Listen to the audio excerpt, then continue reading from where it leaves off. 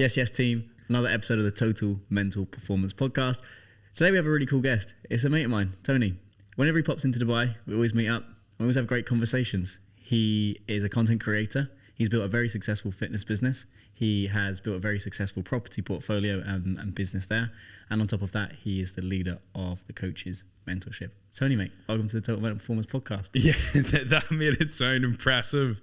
Thank you very much for having me on. I think it's good that we're recording this because every time we come out, we always end up with a light conversation and then it goes down sort of these deep rabbit holes. And then we're like, there was so much value in that it's nice to actually get this recorded because I don't know where this is going to go, but I always get a ton of value and so do you. So it's nice to get this shared. So yeah, no, everything's been really, really good with me. I'm out now till Saturday. I have to go home for a little bit of business for houses and that. And then at the end of the year, I'll be back out a lot more, but I've got Spain and stuff in between. But no, everything's been really, really good. I can't complain at all. I'm very interested to see what route you want to take this. Yeah, well, what is the point of the Total Mental Performance Podcast? It's really, really simple. People will look up to people in this industry and they'll assume, yeah, but they've got it nailed. Or, yeah, but they were just always like that. Or it's always been an easy journey in order to get there, or they don't struggle with things. Oh, no. Well, firstly, nobody looks up to me. I'm 5 foot, fuck all. And secondly, everybody is winging it completely. I don't care who you are. I've seen under the bonnet of the hood of everything. Like, you know yourself, whenever you work with people that are super successful, you see them for what they truly are, and you're like, oh, you're like me. You're an idiot. You have not got things fully together. You're like, this is relaxing. It's like, I love whenever somebody turns around to me. I remember this distinctly, and it's whenever people turn around during uni and they go, what are you going to do after uni? And everybody's got their degrees picked and they know their jobs. And I used to love when somebody turned around to me and go, I have no clue. And I'd be like, great, because I have no clue either. And it's one of them things where it's the same with where we're all going. Yes, you can have a general direction and you think it's going that way. And don't get me wrong, there's nothing wrong with 5-10 year plans, but nobody wants to know where they end up either. So I actually enjoy the fact, like if somebody showed me a path and goes, this is you in 10 years, I'd be like, that's great to see. I don't want that because it's predictable and I'd rather roll the dice. So I've sort of been like that the entire time. But yeah, no, bit of a different answer there. But yeah, no, things are, it's a bit all over the shop with me in terms of some things are going great, and then I think life just throws curveballs at you. You know, for example, like everything can be moving forward, and then you'll just get slapped with something. And I think, as you said, it's nice to open up somebody's life and go, oh, there's shit that they still struggle with. Like, I still struggle with insecurities. I was doing therapy there for a long time period. I've had a relationship breakdown there in the last 6 months. That was together for 6 years. So there's so many layers there that do add up. And even with businesses, I think everybody gets their doubts. Everybody gets their issues, and it's nice for somebody to turn around, because I will get a lot of the people that I mentor listen to this, but they know, because I find relatability one of the strongest points, because if you go through a challenge, then it shows you've walked the walk. If your life is hunky-dory, then people can't relate whenever they get a hard time, whereas I can be like, my life's probably a little bit tougher, so then if I managed to do this, why can't you? Do you know what I mean? I struggle to trust people where they have this sort of veneer finish of, yep, everything's great. Yeah, everything's great. You've known somebody for 2, 3, 4, 5 years and they've always been great, because there's a level of inauthenticity there. I mean, with my clients, when somebody asks me, how are you? I'll tell them straight. Yeah, I'm slightly stressed. I'm slightly underslept. I'm slightly stressed, and I've got a lot on my plate in relation to projects. I'm loving work. Probably need to rest up a little bit more. And that's me. And I go, oh, well, you get overwhelmed too. I'm like, this isn't going to go away, because if you're going to build big stuff, overwhelm's going to happen. If you're going to try and scale and grow, things aren't going to go your way. So I always find that just being brutally upfront and being like, this is where I'm at. And if things are amazing, I don't know, things are genuinely amazing.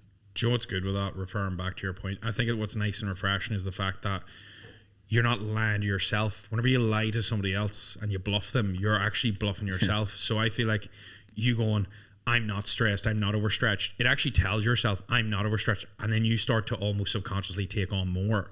Versus you saying that, I think sometimes makes you almost pause and go, right, well, what am I doing to fix that? Versus if you go, no, for a long time I used to say to people, I don't burn out. I just keep working for it. And then I realized that I wasn't burning out, but I was burning out other things in my life, like my relationship, my family time, maybe sacrificing other things. And I was like, I'm not burning out. I'm absolutely fine. But I was like, I am literally burning everything around me, not to burn out.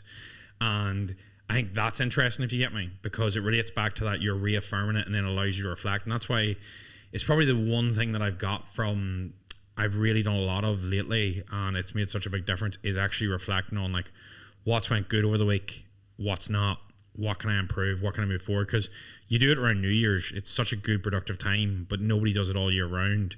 And yes, you can journal on that, but I just find always asking myself like, where can it be a little bit better, what's not going well, and then just reflect on that, and you can just usually just nudge your life in the right direction then from that, because I usually find that that's the main issue. The main issue isn't, it's self-awareness of your issues, if that makes sense, because for a long time I didn't realize what was the issues with I was struggling with until I sat down and talked to somebody and figured out like, all right, shit is breaking, why is this? Well, that's course correction versus pivoting. You don't need to do a full 180 if you can just course correct as you go. For me, the way that I course correct is I just have lots of one-to-one mentors. I just have people in my corner that hold up a mirror and say, careful buddy, you're about to walk into this trap. And then I go, oh yeah, I am about to walk into that trap. Okay, if you was in my shoes, how would you avoid that trap? And then they go, I would do this. And when you have a really solid boardroom around you of mentors or people that can hold up that mirror, it saves you a lot of time, it saves you a lot of energy. And that's one of the most important, like in time and energy are two most important assets. But my friend, one of my close friends lost somebody very close to them recently, and they knew they were going to pass, and they wrote them a book, and they wrote like quotes in it and stuff. And the person wrote to my friend this, and I think it really is such a good, and because I know it sounds, there's more weight in it because that person's dead now, I know that sounds, but there is more weight in the word. And he said, you'll be following the map with your head down, following the map in a direction and just continually going that way. And he goes, this will happen for years, and it'll be the right direction whenever you started walking, but at any point whenever you're walking, if you don't look up, you could go, I'm walking the fucking wrong way, I don't even like this path anymore.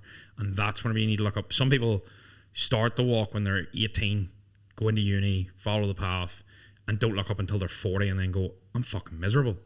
Versus if you can look up every couple of weeks, months, you have a better chance of turning around and going, well, I've been going left the last year and it felt right, and it was right at the time. It's not right now. Really good example is, see, the last while I felt this real need for like stability. I felt like this real need after everything fucked up for me to an extent on the back end. I was like, I need like a home, I need security. So like I bought I've a good amount of property at home, but I bought a house for myself and I got the keys, 3-month process, started picking out furniture, didn't buy any, and I went into the house and I was like, I don't want to live here. And I was like, I'm going to go traveling. So I've started renting the house. And the thing is, people would be like, nuts, absolute cream crackers. But the thing is, I looked up and goes, this isn't what I want anymore. It was the right move at the time. And some people say, wasn't sure. That's what I wanted, but now I've got it. I'm like, doesn't mean I have to stick with it.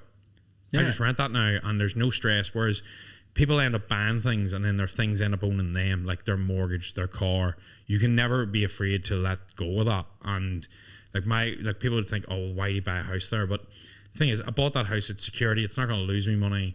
And it's one of the things of, if I was to sit there just out of stubbornness, because I've walked this path, I haven't corrected myself and followed to who I want to be or where I want to go or what I want to do now. Well, that's about changing your mind. Yeah, and it's okay to change your mind. Aubrey Marcus, I always come back to this example. He did it. He did it so beautifully.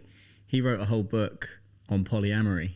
If you're wondering what polyamory is, it's basically relationships where there are more than one person involved. It's more than two people involved. So you might have a third person, a fourth person, a fifth person. Does this count as like another partner, or do you mean like a kid and a mum and a dad? Another partner. Oh Jesus, right?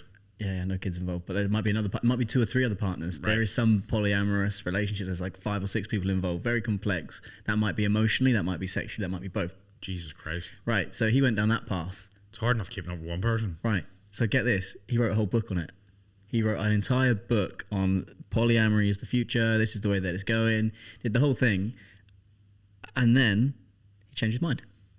Oh. And now he's got his partner and his wife. And he's now written a book on that. And he put his hands up. He literally said, guys, look, I wrote the whole book on this. I did this, I got it published, I put all of these different things. But I changed my mind because I now have more information and off I've gone. And his ego and his stubbornness and his fear could have kept him in that, oh, it's got to be this way. Because I've written a book on it now, it's been published. Versus him going, I changed my mind. And I think some people are a little bit too rigid. Yeah. And they don't adapt to their identity, because your identity is always evolving, day by day, week by week, month by month. And then they get stuck in this old identity and they cling on to this idea and this ego as to who they are. So then when new information comes in, instead of them just pivoting and going, you know what, I changed my mind and that's okay, they just get stuck. It's because they don't want to be wrong. They don't want to feel like they've lived a lie. But I think actually evolving and going, I'm not the person I used to be. I'm not the same person that made them mistakes. I've learned, I've moved. I feel like that's so vital as a human, because for me, if you're really going to move forward, it's like if you're building your business, and you have a lot of coaches that listen to this, like what brought you from 0 to 5K is not going to bring you from 5K to 10K months, and what brought you from 10 to 20s isn't going to bring you to 50s. It's the same as what brings you from 18 to 23 is not the same skill, emotional availability, the headspace that's going to bring you a happiness at 30. So like you will evolve, because like, for example, when you're 25, you probably aren't thinking of like having a family, or you aren't thinking of getting married. You're thinking about you, what you want to do, your career. But when you're 37, you're maybe thinking more along the lines of that stuff. It doesn't mean that you were wrong when you were 25. You just evolve. With the problem is people keep this identity of where they were. It kept me in the fire service for a long time. Whenever I was firefighting, the hardest part for me to leave wasn't the security. It wasn't anything to do with that. It was the fact that I saw myself as this like pillar of the community, like this good person, because I was a firefighter. Like I remember meeting people, and my mum would introduce me, but like, this is Tony, he's a firefighter. And you'd roll out the red carpet, and they'd literally get down and be like, Jesus Christ, this man's a hero. And I remember then getting introduced to people. My mum would be like, this is Tony, he's a coach and PT, and you'd swear they're about to start spitting on you. Do you know what I mean? They look at you like you're going to try and have sex with a girlfriend. So it's one of them things where it's quite interesting, because the identity can box you off. And the problem is, I actually probably make more of an impact now in people's lives than I did firefighting. Although don't get me wrong, I saved you in your panic button. A lot of the time now, I get to like the best way I can explain it is I get to prevent rather than cure now, which for me is really important. I don't know where people would be without it then, and that's the same with everything. Like I like to be the catalyst for change rather than the cure. Let's follow that back. Yeah, go ahead, Ed. What do you want to go into? Give me the context of your childhood that we need to understand for us to understand who Tony is today. Oh, really, really not simple, but I've dived into this so much because I find how I operate very weird. So the best way, not weird, just different. So the best way I can explain it is, I think I always wanted somebody to be that catalyst for me. I always wanted like that savior in my life. I wanted that person, because like I was loner in school, got bullied, got picked on, all that there. But at the same time, see, when I look back at all that, I also sort of analyze that and I go, was I bullied or was I just sensitive? Like, that's completely on perception. Two kids, me and another one, could get the same treatment, and he could just go, that is just childhood and general banter, and I'm maybe a soft touch and took it to heart. So he might end up like whatever, but I ended up being very wanting to be by myself, didn't like to communicate, didn't feel as confident. And I don't think that's anybody else's fault. It's just how I perceived the situation at the time. It wasn't anybody. So I ended up very close as a family unit. And I think at a stage I relied quite a lot on like my mum and my dad and my sister. So we're all very, very close, because I didn't have a large friend group, especially until like I was older. So it's one of them things where like I always wanted this like almost this person to swoop in and tell me like, it's going to be okay, this is what you need to do, and then Joe, you'll get more financial freedom, you'll get better headspace, you'll feel purpose, you'll feel your potential coming forward. Versus I always felt like I had loads of potential, but I felt like, how do I get it? Like it felt like it was just out of reach. And then I never had anybody take me there. I had to do it myself.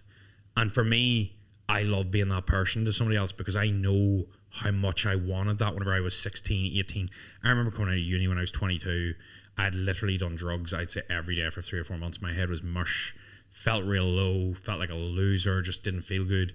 And I would have loved if I could have signed up with that coach that like I was like, I fully have faith in them to fix my life. Just tell me blunt truths, because I'm a very blunt individual. Like if you're fucking about it, I'll just tell you straight. Like I'm very black and white. Like there's no grey with me. I'm just blunt with coaching, with mentorship, with property. It's just everything's black and white. There's no grey.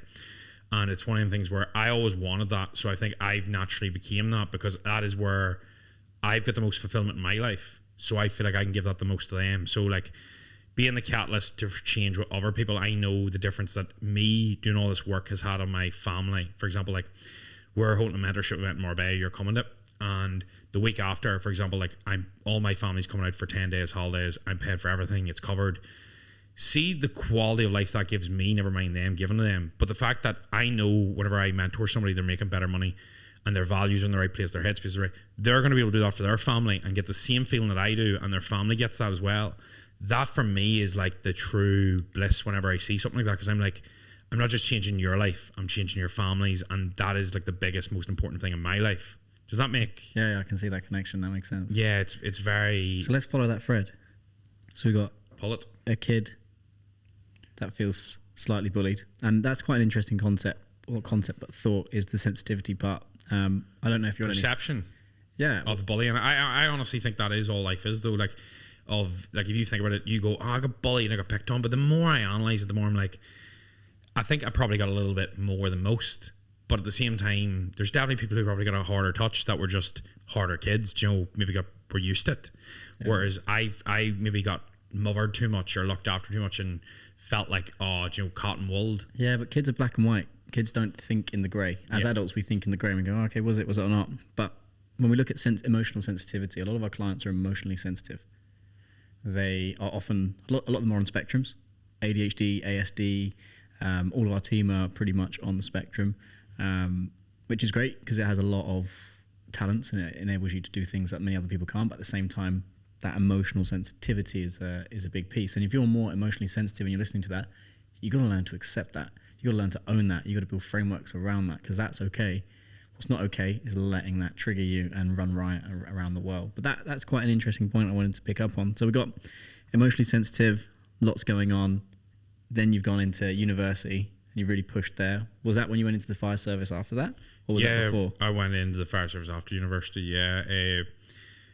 I always done, like, I sort of done fitness as like a little bit. I done fitness for free, just for friends, just coaching them online, just for free years and years ago. And I done like beach lifeguarding. So everything was built around like helping people, like coaching, lifeguarding. And then firefighting just sort of felt in because like it's like a lifeguard and it's like an emergency services it falls under. So I applied in a wing and because I was like, I'll just go for it because I don't know what I want to do. I don't want to teach. I'd done a degree in sports science, which was like pissing in the fucking wind. I may as well just piss in a welly boot because it was that shite. And that's just maybe blunt, no real world application for me personally, apart from reading research articles. So applied for the fire service, went in there, and out of 8,000 applied for it the year I went, I scored somewhere in the top 28. But it was just because I just worked really hard at that one thing. Like I just worked really hard at the interview process. I remember flying back for the interview, and they just said that you have an interview. It's between there's 250 interviews. That's how many it's down to. And they sent me the email on the Wednesday. I was in Athens on my holiday, and they were like, "Your interview is Friday morning." And I was like, "Ah, shit." And at the time, me and my girlfriend, she was like, "You're probably gonna leave that, you know." And I literally just goes, right, I'm away here. So I just got a flight straight back, flew in for the interview. And I remember saying in the interview, I was like, they goes, "Why should we pick you?" And I was like, nobody has flew from Greece for this to fly back tonight. And they were like, what? And I was like, I'm going back out. That's how much I want this. So they scored me quite high. And then when I got in the fire service, I was already sort of in love with fitness at that stage. And it was sort of the discipline of, like, anybody that's listening to this, coaching will know this, right? Whenever you nail your first transformation or your first shape or you get in good nick, you build that discipline muscle, the fact of like, if I stick at something for long enough, it's going to work. So I knew that would happen with the fire service. I knew that would happen with business. So I just kept applying that same principle of, if I keep working hard enough for long enough at this, it'll work. So I done that for fitness. I done that for the fire service. Then I done it for property. I done it for, it rolls over for me. But yeah, like the fire service just sort of happened. It was a very fulfilling job for me. It made a really big difference in my life. There's nothing more of a buzz than when you're run into a burning building and it's person's reported and you're getting told there's 3 people in there possibly and it's pitch dark and you're just going in to try and save lives. It is quite intense, but it's absolutely blissful. I know it sounds a bit hardcore, but there's nothing quite like it. How do you deal with that? Because I've coached some special forces guys or ex-soldiers. And that's something we often talk about, is that they find it hard. There's a level of excitement, and I think men need excitement. Men need challenge. They need danger. They need shit that could go very wrong to keep them on their toes. But what they've always found is helping them get back to their same level of dopamine levels takes a long time to get to that same level of thrill. And sometimes they have to accept, you're not going to get that again. You're never getting that again. Okay. You're not getting it again. I think I would need to jump out of a plane constantly to get the same buzz. But you see, in terms of coping with it, like people are like, "Oh, I couldn't do it." You can do it. It's just a skill. It's just repetition. Like the first time I ran into a burning building, I shit myself, and you be tripping over yourself. The 20th time you do it, you're far better. The 50th time, it just becomes reflex. Like when the alarm goes off at night, you don't shit yourself and be like, holy fuck. You wake up and it's just routine then. You know, you're not even panicking. Versus the first call you are. But as you said, like there's no point in me trying to replicate that dopamine hit. It's like a heroin addict trying to replicate it by taking sniffing creatine. It's just not going to be the same for them. So it's one of the things where you just have to accept that that was a part of my life, wasn't my whole life, and that's very important. Because whenever I came to quit the fire service, it got to a stage where I knew what way my life would go staying on it, and I didn't know what way it would go without it. So I rolled the dice and was like, I'm just going to give this a whirl without it because I know exactly how it's going to go. And I'm just a big fan of, like, I'd rather say maybe shouldn't have done that than I played it safe. That is not the sort of individual I am. I'm exactly the same boat, and that can be quite hard. Because there's a difference between giving up and moving on, and I think people don't understand what that is. They think, I can't possibly quit. If we look in the coaching world, there's a lot of online coaches that probably should be on the gym floor PTs because they're happier there, and that's going to get a lot more done for them. On the flip side, there's loads of offline PTs that should be in the online world. They're smart, they're capable, they have the abilities that they need in order to build all of those systems, but they're scared. Just chained. They're chained by their own self-limiting beliefs, but they're also just chained by their routines and their habits, and no reflection or driving force in terms of like somebody pulling them or somebody going in like, this is where you can go, this is just that's holding you back. And I think it's always really nice. Like that's the thing I like to say about me being a catalyst. I always love turning around to people and be like, I can see the potential for this. Like we have a client and he's called Daniel and he's doing really, really well with us. And I was like, how are you, like, what do you want to do in the next 6-12 months? And he was explaining it to me, and I was like, if I told you could do whatever you want, and he was like, speak on, and he completely changed. He goes, I want to speak on stage. And I was like, then don't tell me about coaching numbers. Tell me what you want, and we'll go there. Because I can see that for you. Like, I can see that like, that's the reason I asked that question, because it didn't sound like you were like nervous around it. Whereas like, it sounded nervous whenever he said that, because he was like, excited about it. Like, does this person believe me? And I was like, that's exactly the way it should go. So for me, that potential driver is very, very key, because then when somebody else sees it in you and they're not afraid to say it, it builds your own faith in yourself. Well, we need people to believe in us when we don't believe in ourselves. Yeah, which is very difficult to get, because you can tell who's bullshitting you whenever it's like that or not. You know, you can really see if somebody's got your corner or not, or if they're bluffing you, especially in the mentor side of things. Like, I'm sure you know that from the mindset side. Like, I can tell when somebody's just like replying for replying. It's like, I'm very key on, like, I only really reply like twice a day to clients. I do one shift in the morning and one shift at night, like maybe 30-40 minutes. But when I go in there, I'm fucking locked in. I'm not standing in line at Tesco fucking packing a bag, just going to answer this voice note for the sake of answering it. That is useless. Give me 1 minute of good energy rather than 4 minutes you waffling shit. That's all I need. I'm not worried about time. I always use the analogy of like, who's better, the plumber that can fix your sink in 30 minutes or 3? The plumber that can fix it in 3. So give me the 3 minutes. It's not about time, it's about fixing problems. Yeah, bit of a weird one there, but yeah, that's the way I focus on everything. I'm very speed orientated.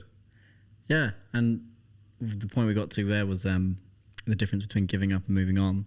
And I remember when I left boxing, even though I was going to go pursue an incredible software sales career in the city, which was amazing, I remember sitting in my car crying and going, my Olympic dream's over. And it was only in that moment when I said goodbye to my coach and I said goodbye to the boys, and it was like, right, that's done.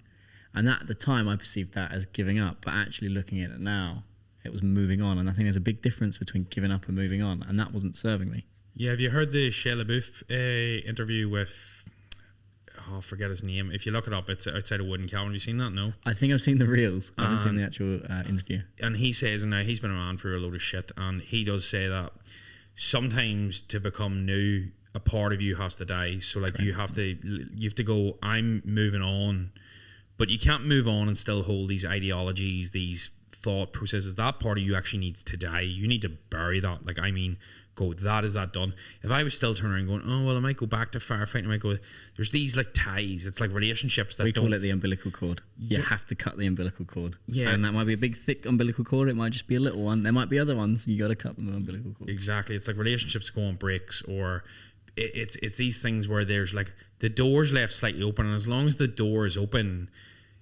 I don't like quoting faith, but like, God's not going to open the window. He's not going to open another door for you because you still have one door open. You need to close the door fully to move into the next room.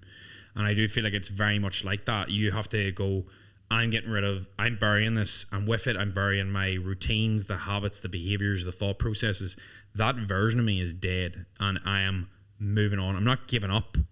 I'm actually burying this motherfucker because I have to evolve to move forward. Yeah, you have to grieve that identity loss. Yes, exactly. And that there's going to be pros and cons. That you're going to go, oh, like whenever you're 25, you're going to go, well, I'm like, for me, whenever I was 25, like I started to grow. Like even now, really, I started goes like, I need to stop winging things just as much. I need a little bit more forward thinking planning. I can't just wing things just as much with traveling. I need my own space. So I was like that wee bit of like a.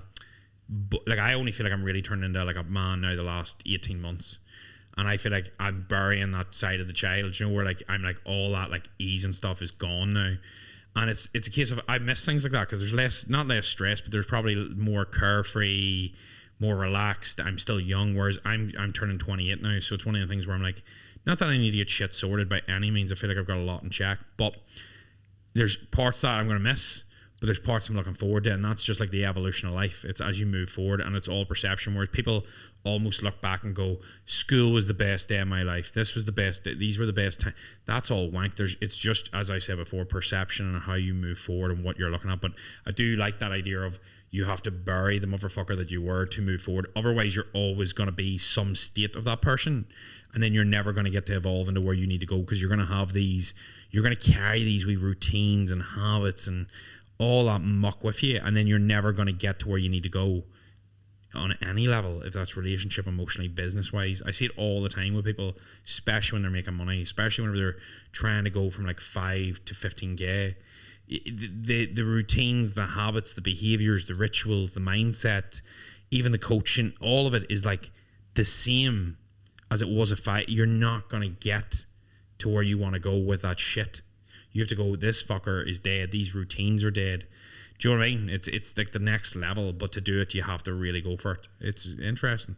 And the reason that hurts is because you're saying goodbye to parts of you that no longer serve you. Yeah, and you have to be honest with yourself. Hurts. Yeah, you do. You have to go, like, it's like, as much as I don't love this, like, oh, you have to get up at 5 a.m. and grind, well, or if you go to sleep at 5 a.m. But a case of, like, for me, getting up super early just helps me be more on top of things. So the idea of sleeping into like 8 a.m., 7 a.m. for me, that's a routine that I had whenever my property business was like in the infancy stage. Now that I'm trying to get it from like multi 7 figures to 8 figures, like I always ask myself this, and I think it's a really good tip I got whenever I went to D Martini, and he was like, just like your body, right? Whenever you want a 6-pack, you have to eat good, train good, have the habits, the routines, the rituals of somebody with a 6-pack, and then 3 to 6 months later you get a 6-pack. If you want an 8-figure property business like the way I want to build mine from multi 7, I can't act like a 15-year-old sleeping in. I have to have the habits, I have to have the routines, I have to have the behaviors, and that goes for coaches that are listening too. If you want to make 100 grand a year, 200 grand, 500 grand, how does that individual act? And then when you start following them, you start going, that makes sense, right? Well, that person probably doesn't sit and scroll on Instagram. That person probably has a team, delegates, looks after their headspace, has a mentor, has a mindset. And then you start to go, I have none of this shit in order. And then the problem is you have to take that faith, just like you hiring a coach, somebody hiring you, you have to take that leap and put in all the groundwork and have this blind faith that it's going to come through for you because you're working so hard, it's gonna. The only reason that people don't make that leap is because they don't have the work ethic to carry them. And that is the only reason. It's like, they'll say it's not the right time, but the thing is, there's never a right time, but you might just prioritize something else. Like if you're prioritizing a wedding, a relationship, your family, or you don't want to scale, there's nothing wrong with it. But I think the idea of people bluff themselves then that like, oh, it's just not the right time. It is the right time for all these things, but you only have so much time to give. You're just prioritizing it to elsewhere. Like it was never the right time for me to push business, ever. But I just picked that because that's what I really wanted. And yes, relationships suffered. Yes, family life suffered for a long time. Yes, other parts like my social life for a long time period. But that was my choice. And I think whenever you actually are aware of the choice, you don't get as frustrated then. You don't play the victim like, oh, it's just not, this is not right for me. No, I pretty much made the choice. I don't want to bluff myself about it. Well, that's if you genuinely want it or you don't want it. And that's one thing that frustrates me is sometimes in TMP we have really difficult, most of our conversations are pretty difficult, but some of them are, hang on, you're telling me you want X business or you want Y or you want Z, but the reality is you don't want that because you are not behaving your way there. Yeah. You don't believe If it's a belief issue, it's different. But if it's a belief issue, they're willing to run in towards the belief issue in order to get to the thing. But a lot of people kid themselves as to what they actually want. So then what happens is they say they want a thing because they've seen lots of other people pursuing the same goal, but they haven't actually looked internally and go, well, what do I want out of life? What change do I want to make on the world? How do I want to live? So they kind of live on this false premise of, and it's something we say to a lot of coaches is, you are not a revenue number. Yet they get attached to a revenue number, and that's their whole identity is, I'm an XK a month coach. So, no, you're not. You're Bill. You got a wife. You got kids. You got this. You got this. You got this. You're more than that.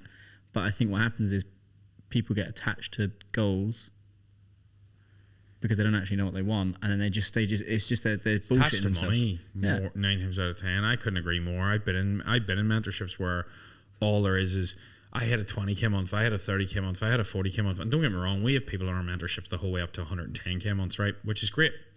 But the thing is, see the person hitting 110k is still a good person, good family life, good relationships, everything's in order. Versus, I remember people putting in like 20k months in the mentorship groups before I was in, and then I knew them, and they were hitting 3k the next month, but that wasn't getting posted. And then you're looking at these 20k months, and you're getting warped. You're feeling like, I'm not good enough, I'm not hitting next time. And on top of that, you don't know what their expenses are, what's their profit margin, how much of that is profit versus turnover. Because I remember somebody being like, oh, they made 45 grand, but there was 2 of them in the business, and their expenses were 25 grand, so they actually made 12 and a half each. And I was like, well, that's not that mental. But the thing is, the 45k sounds very holy fuck. And then the problem is, when this is getting idolized in our communities, our thought processes, our goals, chasing money's everything, status, and that's what society is now. As much as people don't want to admit it. Like, you look at, like, see the difference in respect, and this is me being straight, the difference in respect I get from somebody now whenever they look me up on Instagram, and say I bump into you, and you go, look, give me your Instagram, I'll look you up. See the difference somebody looks at me whenever I had 5,000 followers versus when they look me up now and I have 110. It's like, whoa, you're a big deal. I'm like, I'm still the same dickhead. I'm still the same bellend that does cartwheels on his Instagram and has fucking nudity bands. But yet somehow this gives me some false sense of authority. Same with the money. Like, people go, multi-7-figure business, property business, doesn't mean I'm on a different level to you. It means I'm on the exact same level. The problem is people start placing followers, money, how attractive you are, and you start almost hierarchying yourself towards this. I tell you what, it's really funny you bring that up. Today, I very rarely get an internet beef. Very rarely. I don't have the time to entertain it. But there's a psychology influencer, and can we get a name? I'll tell you after. I'll tell you. Afraid. Oh no, who's real land now? I'm not somebody that calls people out publicly. But the piece of content that they put out was, depression in men is simply unfulfilled potential. And I thought, that is so fucking dangerous. That's what I said. I just come out. I said, look, it's a nice sentiment, but that's very much 90s cheesy American lifestyle coaching. If you told me, don't worry, mate, when I suffered with depression, I tried to take my own life.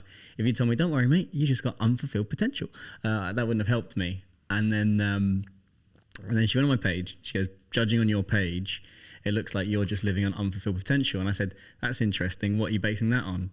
And she goes, well, you clearly haven't got a presence online, blah, blah, blah, blah, blah, blah. And she says she's a one-to-one coach for men, right? So, yeah, right. So I was like, well, that's interesting. Well, if you'd actually done your homework, we've actually coached hundreds of men directly on these topics.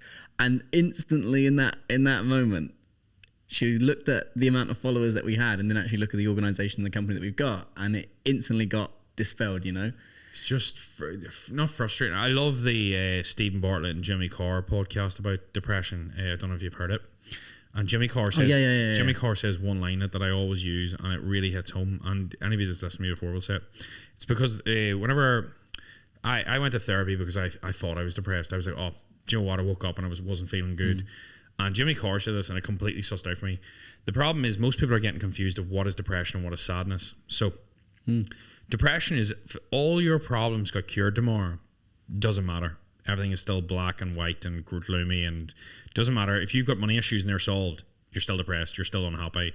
If you got a breakup and you got back together with them, you're still depressed, you're still unhappy.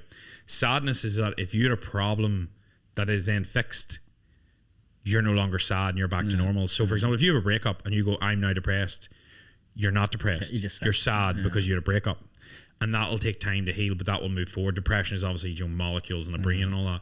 So I think that for me is the best way to understand it, because if you've never had depression, you can be like, I get slight bouts, but the actual difference is that. And I think it's a very tricky topic if you're not used to it. I think everybody does go through spells of feeling poor. Well, this is where that argument was going. She was like, show me a man who's got a great body, a great job, and a great relationship, and is depressed. They don't exist. And I'm like, I've literally coached about 50 dudes like that. I have literally coached and met so many people that are in that space. It's because then people are usually depressed and then think them things are going to solve your internal issues. Well, it's no, like, there is such thing as high function depression. Yeah, well, also, like, when you artificially inflate the outside, you depress the inside. So whenever you buy a Lamborghini, you get abs, you get massive Instagram following, you start thinking these things are going to cure me. And as you cure them, like, as you get them one by one, like, really good example is, like, I got in shape, got a whack of money, got a good coaching business, got a property business, got my dream car, everything, family, girlfriend. And as I collected these things, like, I always felt like somehow they would change me. And the funniest thing is, any issue I've had has always been internal. And usually when I sit down with a cup of tea in my garden, I sort the problem quite easily with talking to my mum, having a cup of tea. And the funniest thing is, like, whereas you think sometimes your worth, your value, your problems are going to be solved from external things, but all your internal problems can only be solved internally. They can't be solved from outside. It makes absolutely no sense. But versus the problem is, people think it does. Like, your self-worth is not going to be changed by driving a Lamborghini. It's not going to be changed by earning 20k months. You might think it will, but trust me, I've been there. I've hit the 50s, the 60s, the 70s. And what happens is, and that, like, that's from a fitness business perspective. And all that does is make you go, what's next? What's next? Hungry, because you think that more of that's going to solve it. Whereas when you sit and take a look in, and as you said, whenever you find out what you're chasing and the reason why, it usually gives you more fuel. Like, for example, everything I do is family based, really. And I've noticed that since I went from an insecurity bias of, like, getting driven by not being good enough, always wanting more, this needs to prove that I'm worthy, to where I almost feel like I'm doing it for other people now. I notice that I don't run on negativity, hate, and I also find that I get more done, more productive, I have a better quality of life because I fixed that internal problem with therapy, with counselling, with time. Versus if I never done that, I'd still be moving forward, but I'd be moving forward using, like, feeling like negative. Well, this is where we talk about dark energy and light energy. And dark energy, I think, is really good when you're starting out, because you need that. You kind of need that darkness to push you to almost inhuman levels of output in order to get the flywheel rolling. But when you get to that level, most of the coaches I work with, or entrepreneurs, they have teams. They're much further ahead. So that old identity, that old them operating out of darkness, isn't going to unlock the next level of living. So that's what I feel like I buried. That's why I feel like I buried very recently, probably about 12 months ago. I feel like the insecurity of not being good enough, more money, all that was that dark feel. Like, I used to have a folder on my phone called Hate, and people will know this. And I used to have about 1,200 photos and videos of any abuse I got, any negative comments, and I would screenshot them, have them there. And whenever I struggled whenever I hit a block with work, I would go in there and read that. Or if I struggled to hit a set, and go in and read that and get fueled up, I would actually love it. I haven't dipped into that in about 6 to 12 months now, because I find that I don't want to run off that. And as I said before, you can't go over to this level from there. And as you said, light energy, when utilized, is far better. But the problem is, you want to use the dark at the start because it does push you hard. But I feel like whenever you need clear thoughts rather than just fuel. Yeah, well, it's love and light versus darkness and scarcity and darkness. Insecurity, yeah. And look, you never get to this place where I only operate in the light now.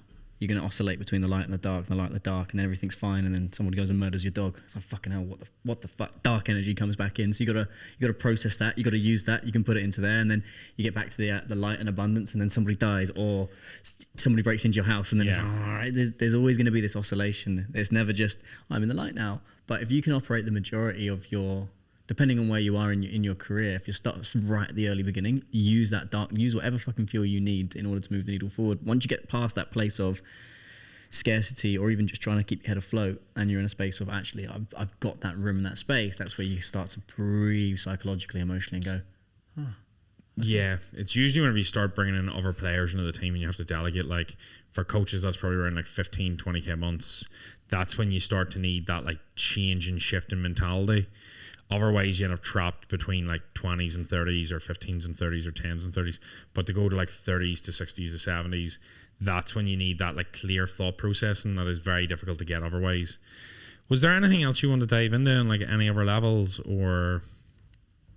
Well, we've kind of just driven the car. Going, yeah, we have, but I'm aware of time, so I just want to see, was there anything you want to touch on?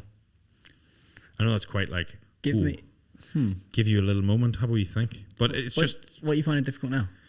Oh, very good question. Like today. Like, because a lot of people will look up to you in your mentorships or in your coaching businesses and whatever, and they'll be like, yeah, but he's got it sussed. There'll be stuff you're finding hard today. Yeah, I think I'm very opposite to most mentors and coaches. I'm not a master of one. I like to think of myself as a master of all. And people say master of one or jack of all trades. But for me, it's probably balancing. Because the property business is scaled to a very large size, the mentorship is scaled it's taken off so quickly. But and then I'm looking at launching supplements now. I tend to have my hand in a little bit of everything, and it's because it excites me. Now, a lot of people will say that's shiny object syndrome, and that it distracts you from things. For me, see, when I was just doing check-ins, or when I was just doing mentoring, or just doing property, it feels like every day is Groundhog Day. Whereas for me, I would say the main thing that I struggled with a lot over the last 12 months was probably personal relationship, personal growth, figuring out what I want.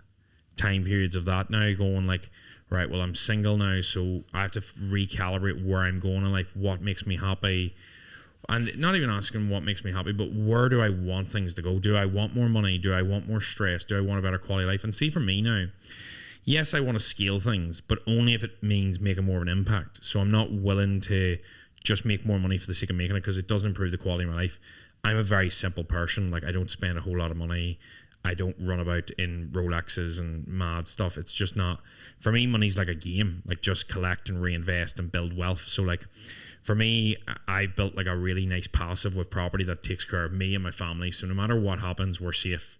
And for me, that pressure coming off me has been it only really happened there probably in September, but that financial freedom, like where I can go, nobody in my house needs to work. I don't need to work anymore. We can all live scot-free off the back of that passive. See, that pressure, it felt like a lot of weight off me. I don't know why I've had it. Probably a responsibility to look after my ones, because they've looked after me so much. But for me, that pressure felt very overwhelming for a long time, whereas now I actually feel like I'm entering this new phase where it's more about the enjoyment of life rather than just collecting more and more and more. I'm not about that anymore. So that's why I've decided that I'm going to spend as little time at home as possible. I'm doing Spain for a month, I'm going home for a month, Spain to do competitions. I'm home for that time period, Spain for a month, America for a month, Spain for a month, and then I'm coming out here for a bit more. So me and you'll get plenty of crack out here. But I would say I still struggle with everything. Like, Joe, purpose, dry, like it loops. Like, are you in a now what moment? Are you in a now what moment? Like, now what do I do? So a now what moment for us, we get a lot of people come to us when they're in a now what moment, which is they've achieved everything that they wanted to achieve. Financially, it's not a big issue. Time, they've got a lot more time, and now they're trying to picture, what do I do now? Where do I go? So what happened to me was I hit that sort of financial, and I felt like I had a little bit left in terms of, I done like this big 3-year bodybuilding push, and you would have seen that. I went from 77 kilos to 103. I looked like I was going to die. I looked like I was literally very close to getting diabetes, for fuck's sake. Honestly, you've walked in this room from when we last had dinner. So there's two observational pieces here. Since we last had dinner, because it's actually quite a while. I think it's about a year ago, was it? It would be, yeah. Cove Beach, I think. Yeah. Let's have a steak. It was a good steak. Go ahead, sorry. You probably lost about 20% insofar as body fat. Probably more than that. I've lost 25. Body weight, sorry. I've lost 25 kilos. Yeah, I've lost 25% of my weight. Right, yes, especially what you look like. You look like you're 25%, you're a lot tighter, a lot tense on a physical level, but then on an emotional level, I can really sense that more, this. I really sense us, even just in this conversation, we haven't spoken in a while. It's gone, yeah. Calmed down. And that's really nice to see. Yeah, thank you. It's you know what it is? It just feels like everything's just not done. I tell people now I'm semi-retired. Like, I know that sounds nuts, but I literally may as well be. And it's one of the things where, like, that box has been ticked for me. I don't feel the need for more and more and more unless the impact's going up. I felt like I had a little bit unfinished business with like competing and stuff. So because I'd done the long bulk, I was like, I'll die for a show here. I need to tidy up anyway. And then that sets me up for a good year or two of traveling, and slowly built the business. for me, the next push is going to be content and building more of a following so I can impact more lives. Now, I have 110. The goal is probably going to be to double or triple that in the next 12 months. Once July hits, so it'll be the following. So there will be a massive push on that. But I'm not willing to compromise the quality of my life anymore for that. So there's going to be a lot more experiences, relaxed, enjoying the quality of my life. Because for me, I'm turning 28. To any of you that's listening, older or younger, the time gets quicker and you start to realize, like, yes, I'm accumulating more money, but all I kept doing was just buying more houses, more property and scaling things. And I was like, I'm just gathering this absurd amount of wealth that I don't need. And it was an egotistical thing, I think, to like, oh, I've run this and I run that. And yeah, it's great, don't get me wrong, but for me, it's not even a now what moment. I'm actually looking forward to going, I don't have to do anything I don't want to. Like, see, for me, there's a lot of mentors and there's a lot of coaches, but a lot of them can't turn around and go, I can turn the key off here and live financially free anywhere in the world. And for me, having that ability now, it hasn't made me go, now what? It's made me go, oh, excellent. Do you know, like, I'm ready for that. I'm not somebody that's going to be discontent with like chilling out, training, eating, enjoying my food, enjoying my drinks, having the crack. I'm not the sort of person that's like, need to be constantly, I'm happy enough just ticking along now. But 12 months ago, I don't think you were. No, I was very insecure. There was, I could sense there was a speed. There was a real like, yeah, I'm going to do this. And it was like accumulate. Whereas looking at you now, you're like, I'm going to enjoy myself for a bit. I'm still like that with clients. Like I'm like that with people that come into the mentorship. Like I am fucking on top of you. But you'll notice that you'll tell whenever you're talking to me, I'm pushing you, but I'm in a good flow. I don't need to be pulled a million directions. There's not worse than when somebody's pushing you and you can tell that person's stressed and not thinking clearly. Whereas I've never seen clear in my life. I feel like I've been wearing blurry glasses for the last 10 years. And the beauty is when I'm like that with myself, I can see far clear of other people's because I'm not stretched. Like I feel like I'm actually in cruise, which means that I give a far better service. I give a far better quality. I give just a better version of myself. Even the conversation we've had today or to meeting somebody, I show up better. And for me, that's what it's all about. It's about quality over just numbers and ticking. That's not what it's about. So yeah, no, I would say I still struggle with everything personal, you know, being too hard on yourself. That's all normal. But the thing is, it's just accepting that and then moving forward. And as I said, burying the parts as needed so that I can evolve and move forward. And I'm looking forward to these next steps, really. What do you struggle with most of the minute, being stretched? At the moment, TMP's been going for a growth phase the last 6 months. Need a stabilize phase? Yeah, a little bit. So we've had a few systems break, which is good, right? Because evidence that you're scaling is your system starts to break. So I'm now building that next iteration. For example, the plan is to have Dan go out and scale a global team to work with coaches that are typically at the 3 to 6K monthly recurring revenue. They have a very different puzzle set to the coaches that I solve. But that market is huge. That market is absolutely massive. So as a result, there's a number of different systems that need to happen. There's also a number of different hires that need to happen. I'm very stringent on hiring, so it's quite hard for me to find the people that I respect and I'll put in. It's because it's easy to hire. It's hard to hire because, in my opinion, whenever I hire off character, not skills. Yeah, so you teach skills, it's hard. Knowledge, skills, attitude. I'll always hire for attitude over knowledge and skills. Because I've got the right attitude. Learn them. Yeah. It's hard to teach somebody how to be a person. Yeah. It's like I hired my sister because she's actually one of the best people I know. And she might not have been unbelievable at sales or this or that, but I know she works hard. She treats people right. She's probably the best towards being. So I'm like, I hired her based off that. It's not because she's found, because I'm like, I actually generally don't know many people that will do as right by me as you will. And for me, as you said before, trust is very hard to build. Once I have trust in you and you're working hard, I'll teach you everything you know. Skills, everything can be applied, everything can be learned. So yeah, no, I think that's quite interesting. Yeah, I just would be very mindful for you because of how quickly things can grow and how down the rabbit hole I've been with money and pushing things, and then you just don't want your, I know your mission in your life is about that, but at the same time you don't want to look back and go, this is all I did. Yeah. There is that fine line where you want to be able to take a holiday, you want to be able to enjoy yourself.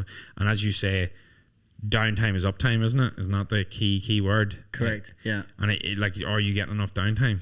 Yeah, I still take King days on Wednesdays. I still take my days off on Saturdays. But you got to remember, TMP is only... What's the difference between a King day and an off day? Same thing? No, King day I usually try and spend on my own. Or maybe one person. Right. One person max. Whereas an off day, I'll be playing beach volleyball or I'll be hanging out. So there's a bit of a difference. But, you know, TMP is only 27 months old. Yeah. And also there's not many people doing in the mindset, mental performance space where they've got a team of one-to-one coaches. So it's a slightly different model. And you could say, well, it's just the same as one-to-one PT. You just got to go and do it there. But it's also slightly different because in one-to-one PT, there is one framework generally that this is your calorie deficit. This is your training plan. This is your programming. Whereas in what we do when you're in psychology, and particularly in the part of psychology that we're in, mental performance, not just mental health, I'm having to find mental health practitioners with business and corporate and entrepreneurial experience and bridging the gap between the two that enables us to create reduced results that no one else can. So we're carving out our own little niche, and it's something that's new and it's different. So what that means is there's a lot of things that need to happen. So right now it's a case of building the house that a team of 20 to 30 people are going to live in, whereas the team that we've got now is 6 or 7 of us. So sometimes I find that whenever I was building, though, it always felt like there was a finish line, but as I kept building, there's never a finish line. No. You got to learn to live with imperfect systems, and that's the growth key bit that I'm working with at the minute. That's tricky because you'll always feel like there's more to do, and then you never take that actual stabilization period. Whereas I do that with content, and I push other things. So, like for example, push physique the last 3 months, content's been ticking, business has been ticking. I've just started to ramp up content business, but physique's going to die down now. And then I find that it still gives me a nice balance. Whereas the problem is when you're pushing everything at all ends. Just from a outside in perspective, it's nice because it lets me reflect. Because whenever I ask you a question like that, I immediately think of myself as well. I'm like, oh, but I'm like, oh, I finally got that in check to some degree. But no, everyone has the same struggles. Anyone listening to this as well, if I can ever do anything for you or you want to reach out to me on a one-to-one basis and have a conversation, I'm always open for a chat, and I'm always here to help to any degree. So as long as you know that, and to anyone that's listened, I just say thanks. And is there anything else you'd like to dive into? No, that's pretty much it. But from my side, bit of a different one, wasn't it? Yeah, we took a lot of different weird different conversation, but good. The thing is, you and I love new concepts. We love new ideas. That's why whenever we chat, the conversations always go from left to right to left to right to left to right, because it's just, oh, what's that about? There's probably some stories in here. Oh, what's that about? Yeah, it was more of like a catch-up sort of chat. It was interesting. So, forget us as an organisation. What does the phrase total mental performance mean to you? If you had total mental performance, how would you know? For me, it'd feel like flow. That's how I know music sounds better, my work flows better, my family life's good, my sex life's good. Everything is in flow. There's no bottlenecks, there's no speed bumps, there's no hard roads. Everything is moving in the right direction. When there is an issue, it's solved. It's not swept under the carpet. So that's what I feel like I have now. I feel like I have complete flow. And that's how you know, because you don't feel stretched. You feel like the right balance of work to downtime. You feel like the right quality of work is happening. How you know you're not there is whenever, for example, you're spending hours working but nothing's getting done. You know, you're not taking enough downtime, then you're not focusing on creativity. There's bottlenecks. I feel like at time periods you'll always bounce in and out of it. You'll never stay in it fully, but it's reassessing that, then restructuring your week, taking a downtime here, taking a day off here, taking time off here, and to get back in it is the key. But yeah, does that make... Yeah. For me, it's flow. It's whenever you are doing days and weeks and everything feels good. It doesn't feel like, you know, time's passing you by. It feels like you're still enjoying every moment as you go. It's like I walk around the marina or at home with like deep house with neon lyrics on it with a cup of coffee, even at home, even if it's raining, and like I'll take a dander if it's drizzling, and I just feel great, and my creativity's flowing, my headspace is good, there's not negative, even if there's been shit going on. And for me, that is like whenever you can't get knocked, it's like the attitude of gratitude really is probably the best way to put it. For me, that's where I want it. Yeah, 100%. Nice note to finish. Love that. Where can everyone find you? You can find me on Instagram at Tony McAleavey or at the Coach's Mentorship. But yeah, Instagram's probably the best place to get me. Now, don't get me wrong, I have YouTube and I have TikTok, but Instagram's probably my biggest platform. That's the best place to get me if you want me. And if I can ever do anything for anyone, please don't be afraid to shout. Thank you very much for having me on, big man. It's been a pleasure. It's been good fun, huh? Yeah, it has. All right, team. Well, look, please share this to your story. Drop us both a tag into the podcast. We're trying to bring Total Mental Performance podcast out to the world. Ultimately, we just want everybody to realize that it doesn't matter who you look up to. Everybody's had struggle. Everybody finds things difficult. And that isn't necessarily a bad thing. It's just your relationship with struggle. It's your relationship with things that are difficult. And the more that we can put this out to the world, the better. So big love and thank you.